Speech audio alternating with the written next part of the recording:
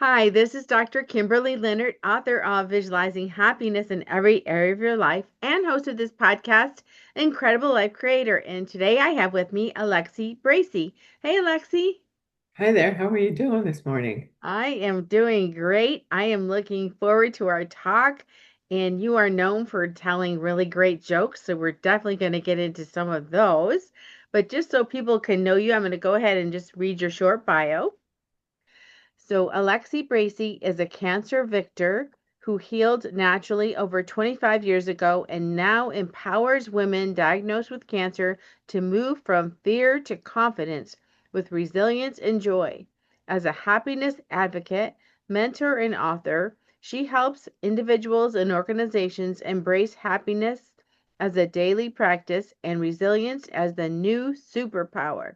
Known for weaving humor, heart, and practical tools into her talks, Alexi inspires people to bounce forward from life's challenges, create purpose filled lives, and lead with joy in every season.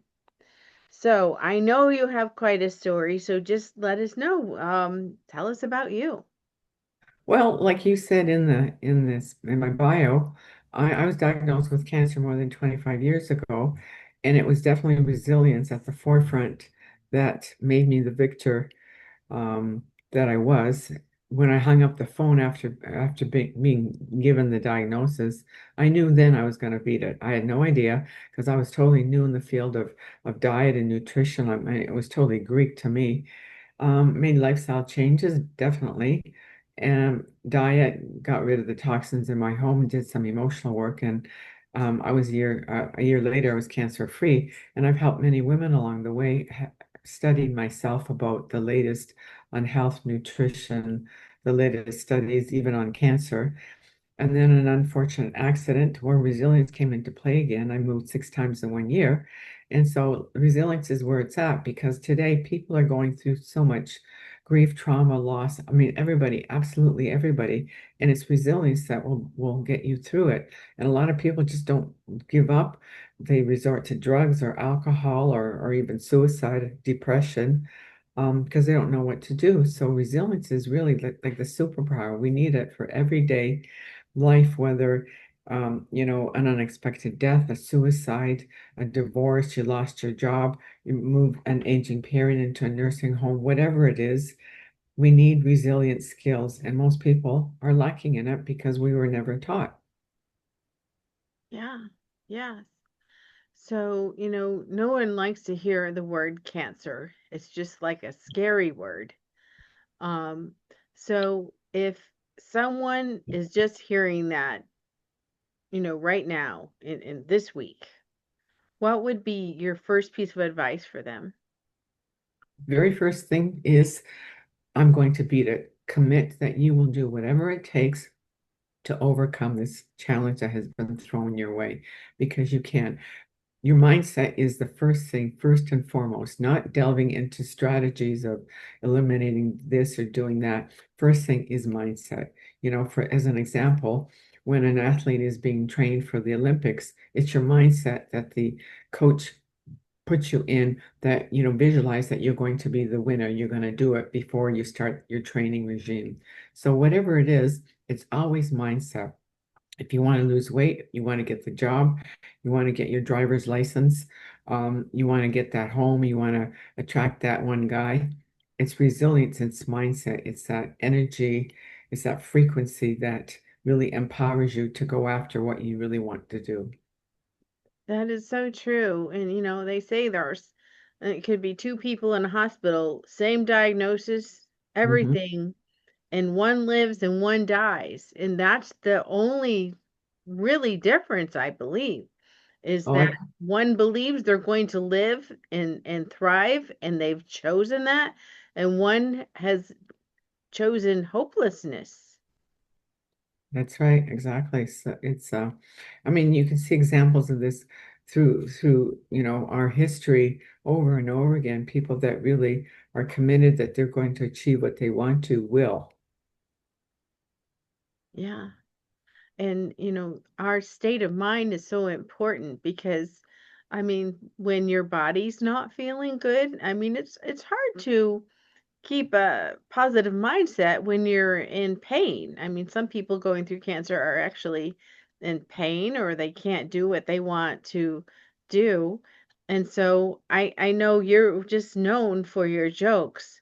So why don't we stop right here? Is there a joke you have for us? Well, for example, going back a little bit, like why I like the jokes and the joy is bringing joy into people's lives is for that very reason. Everybody needs a little pick me up. We vibrate you know, at a high frequency, happiness and joy. If we vibrate at a low frequency, which is unhappiness, sickness, illness, that's what you're going to invite. So, for example, a 4-year-old little girl goes with her grandfather for Sunday afternoon, drives for ice cream and cookies. And one Sunday afternoon, she's sick in bed. And so Grandpa asked the little girl, no, he's sick in bed, sorry. And so Grandpa asked the grandmother to take the little girl for their drive. So off the two of them go, come back in a couple hours, and she goes running up to Grandpa's room, who's still sick in bed. And he says, "How was that?" And she says, "We didn't see any horses, asses, sons of bitches, or tree huggers. It was really boring. All Grandma did was wave and smile."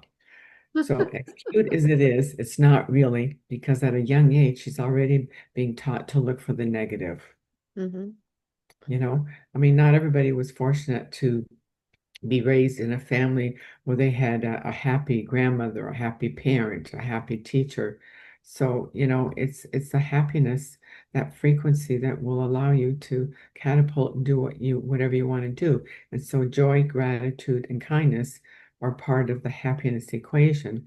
And so, for me, it's just a natural when I learned that one of my gifts was to bring joy and in the form of jokes. I I've made it a daily practice for several years now.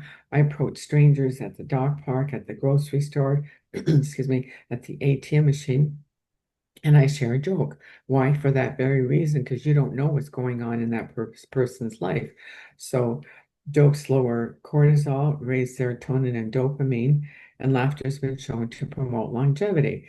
And then the guy goes home and he says, I met this crazy woman at the dog park. She shared a joke, but it was really good. So the story continues, you know. So going back to sharing a joke to a stranger, it may be that one little trigger that changed their mind about maybe ending their life, because all of a sudden I realized, well, maybe there's hope. Maybe somebody cares, even if it's a stranger. So you have no idea how your act of kindness or bringing joy can impact people. So, in my teachings, I tell people, when you're walking down the street, eye to eye contact with a big smile, even the touch on the arm when somebody's opened the door for you. If it's a younger person, I always say, "Is your mother still alive?" And most times they say yes. Well, I'll say, "Well, then tell her that you've done a good job. She's done a good job." And so they smile because, he smiles and his mother's going to be happy. Hmm. And, a compliment, buy the barista cup of coffee, take a person without a car to the grocery store to do their shopping, walk a senior lady's dog who's sick in bed. There's all sorts of little things of kindness that don't cost you anything but your time. And for me, kindness really feeds my soul. It just I'm not expecting anything back. It just happens sometimes. Like, for example, um, I used to live in a high rise and I have two dogs. And so I'd take my dogs out to walk them across the street to the park.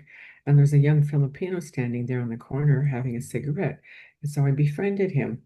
And we struck up a conversation. And he was here looking after his brother who had cancer, taking him to doctor's appointments and that kind of thing. And so we connect every 2 or 3 weeks for 5 minutes. And then one day he said to me that his brother had passed away, and there was a prayer reception at the funeral home down the street in a few weeks. Would I attend? And I said, yes, absolutely. So I made my way to the funeral home. There were about 30 Filipino personal care workers in the funeral home. I made my way up to my friend. He took me up to the casket. I had never met his brother, and explained that they were waiting to take the body back to the Philippines for burial so their mother could attend. We exchanged a few words. I left. Several weeks later, I'm walking down the street, and a young Filipino woman approaches me and she says, "Were you at so and so's, prayer circle?" And I said, "Yes, I was." She says, "You have no idea how your presence impacted our community." It was a simple act of kindness, of giving to a stranger, and it impacted so many more people. So, like your one act of kindness, you don't know who else it may impacted the world. Your classroom, your colleagues, your family, your neighbors. You just have no idea. Yeah, I recently interviewed Jackie Simmons on this podcast, and she has the Suicide Prevention Society. And she said that, a lot of people say, well, you look for these signs. And she said, there's no signs. There might be signs, but she said, there's really not signs. She said, our way of keeping people alive is to keep them happy and make sure checking in on them and making sure that they're happy because we have blind spots when it comes to people around us. We think everybody's okay, but underneath they're not okay.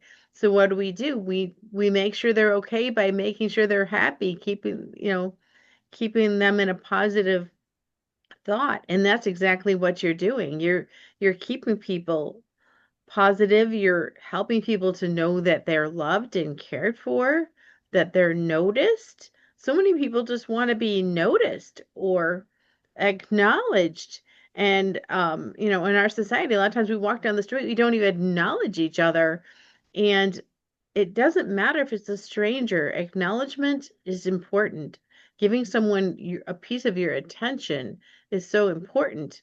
And, what you're doing by going up and telling people a joke or just basically you're kind of checking in on them to make sure they're okay is just like amazing and wonderful.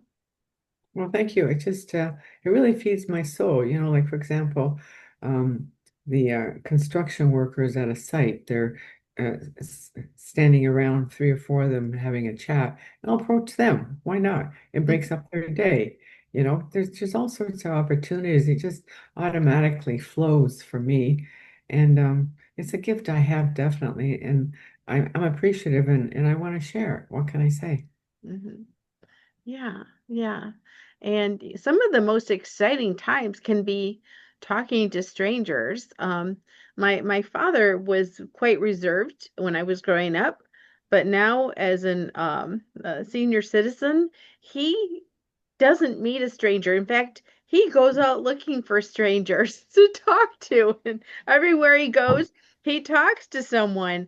And what you don't know from your own perspective, not just helping the other person by acknowledging and talking to them, but life is a lot more exciting when you talk to strangers because all of a sudden you have a new idea, you've met someone new coming from a different background that you wouldn't have your life enhanced if you didn't talk to them. That's right. And you never know. Like for example, my joke telling started. I was a chef and I used to freelance at fishing lodges in the summertime for 2 to 4 months. I just loved it. Got away from the city, the city lights, the power boats, Starbucks around the corner.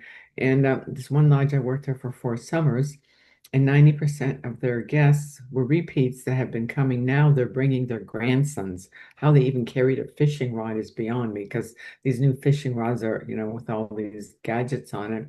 And so during dinner time, I go out and talk to them. Well, I'm certainly not going to talk to them about fishing. So I started telling jokes.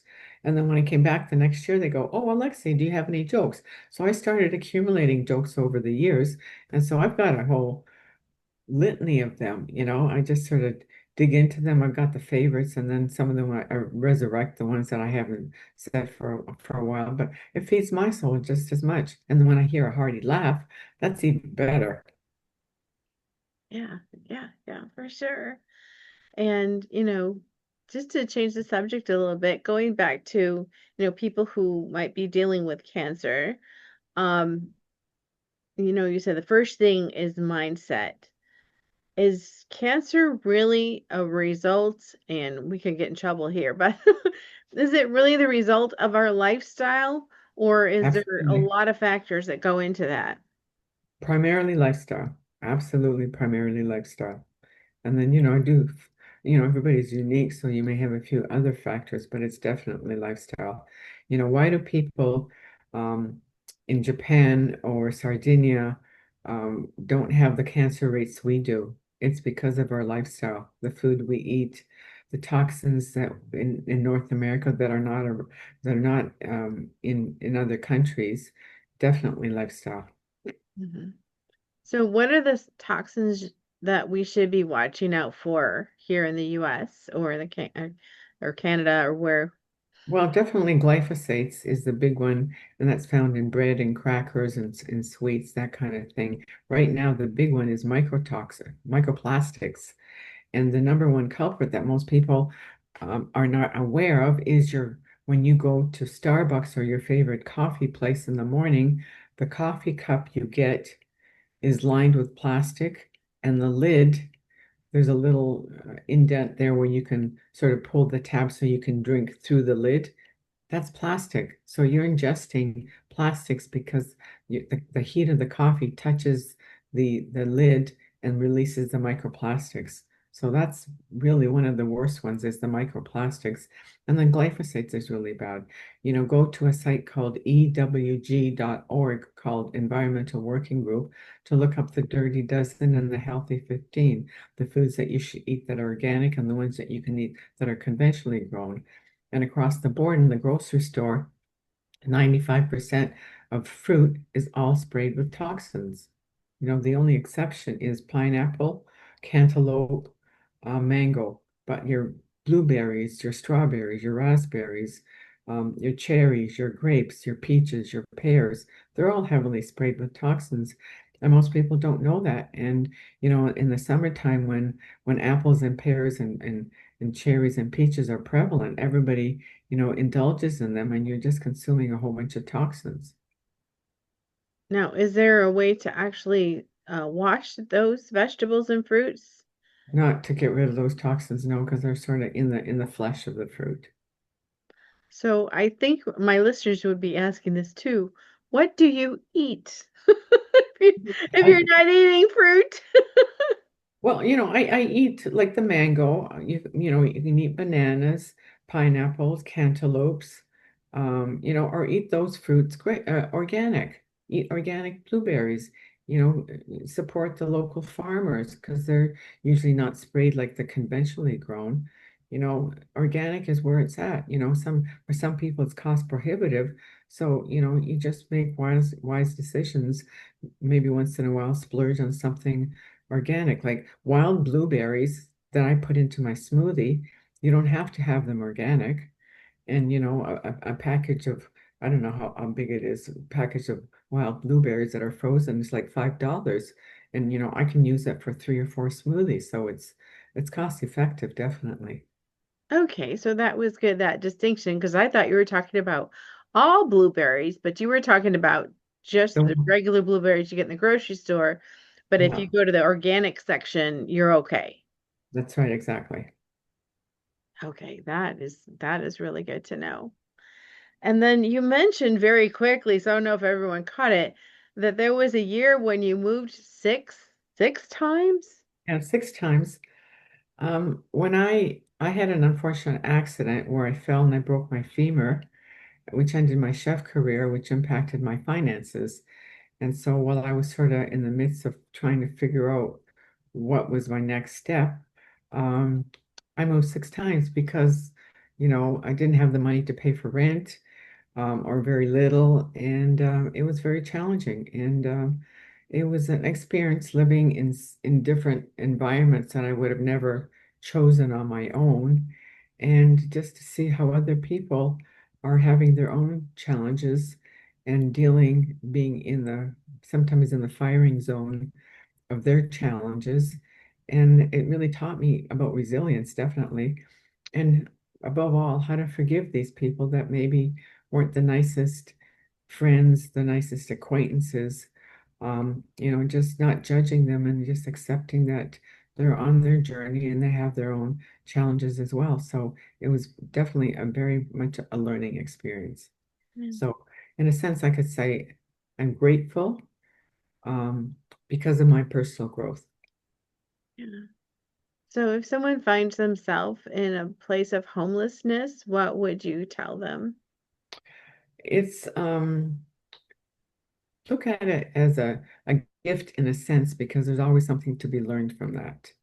You know, whether you made a poor choice, maybe it was an unfortunate accident that you had no choice. And just everybody's going through something. And so give yourself the benefit of the doubt that you will come out better and stronger at the end. You know, like for example, Christopher Reeves said the happiest 3 months of his life were his last 3 months because of his spinal cord research. He was able to impact and change so many people's lives. It wasn't being the equestrian or being Mr. Superman. It was what a personal life challenge handed him. You know, the mother that lost her daughter to a drunk driver, through her pain, she found purpose and founded MAD, which has saved thousands of lives. So in anything negative, there's always something positive, even though you don't want to see it or you don't see it initially. But you know, life is all about lessons and how we embrace them and find the good in everything because there is the good. There's always something to be learned. There's always something you can share with others that you learned. And in the long run, it's we're all human. Yeah. And what you just said, do you think that is kind of like the secret to resilience is just how we look at things and how we choose to respond? Yeah, absolutely, because there's always something for you to learn there, always. You know, Yeah, not to say that you did something wrong, but you know, life throws you these hurdles, and it's how you deal with them. exactly.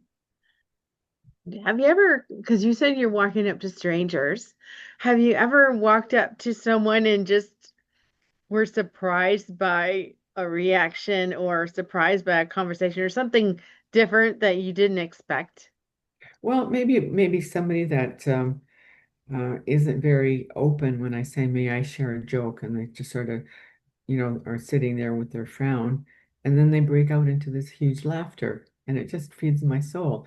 And you know, I'm surprised, they're surprised by their reaction, by the humor, and because everybody's different. But you know, I've had some, you know, like I'll have a couple sitting in a car, like a senior couple, and I'll tap on the window and I'll say, "Can you know, I will," and I'll tap on, and so they roll down the window and they, you know, probably they're thinking I'm looking for a handout or something, and I'll say, "Can I share a joke?" And so they're sort of taken back. What do you say? No.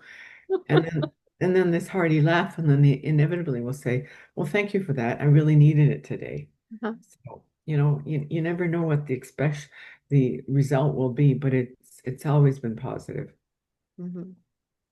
That is awesome. You were not shy at all. You just walk right up and knock on their door or knock on their window. Yeah, I know. It's just the way it is. I mean, I just love it. I go, okay, I'm going for a walk. How many people am I going to stop to tell a joke?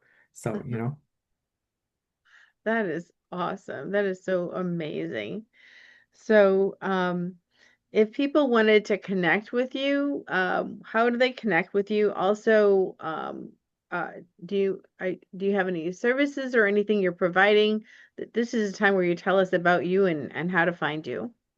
Well, I do provide mentoring service for women recently diagnosed with cancer because I address, you know, resilience at the forefront, plus lifestyle habits. Um, and it's an 8-week program, but then also not exclusively for women, but anybody that needs some resilience. Um, Input some tips and tricks to improve their resilience because they're going through a really stressful time in their life, whether it's at home, whether it's at work, or whatever it may be. So I do provide mentoring for cancer patients and you know the general public, so to speak. And I'm looking for podcast opportunities to get the word out to speak to the masses because everybody needs that. And the best place to find me is on LinkedIn, or you can always email me, and it's just my name at Gmail.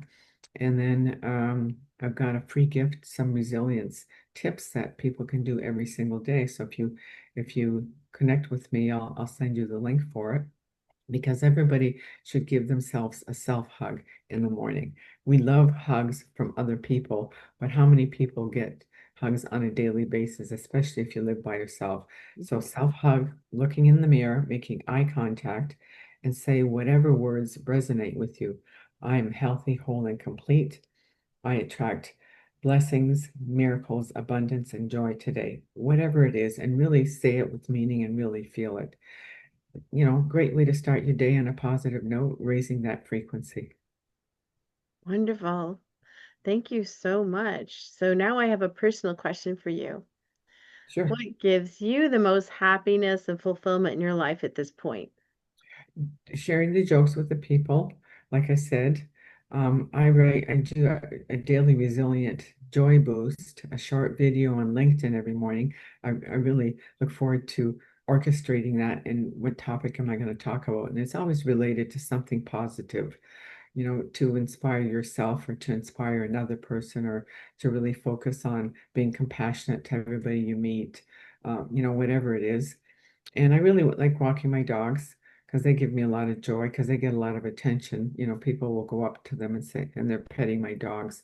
I've got two Wheaten Terriers, and they say, "Oh, your dogs are so beautiful." And I'll say, "Oh, it runs in the family." So, people laugh. Hmm. And then I'll say, if I get on all fours, will you pet me too? And they laugh, but nobody's taken me up on the challenge, but I would do it. I definitely would do it. So, yeah, you That know. is so funny. Well, thank you so much for being on the podcast today and for, lightening the mood here. Well, thank you. I mean, it's a great way to start the day for sure. Yeah. So I have one last question. What Yes. is your best advice on living an incredible, amazing life? Um, I'd say give whatever gift you have in whatever capacity. And maybe that you're, well, educated in sharing stories, writing stories, telling jokes. Maybe you have great culinary skills. Maybe you've got skills in the garden, maybe interacting with people, maybe helping seniors, maybe helping young children, maybe, teaching people how to be a better pet owner. Whatever, everybody has some kind of talent, some kind of gift. So go out there and share it. Even though you may be doing something else for a living, you can do it on a smaller basis, and you never know what kind of impact you may have, and you may end up changing careers, and it will definitely put a smile on your face and joy in your heart, and that's what it's all about. Thank you so much, Alexi. Oh, my pleasure. Thank you for having me. Appreciate it. We'll talk to you again soon. Yes.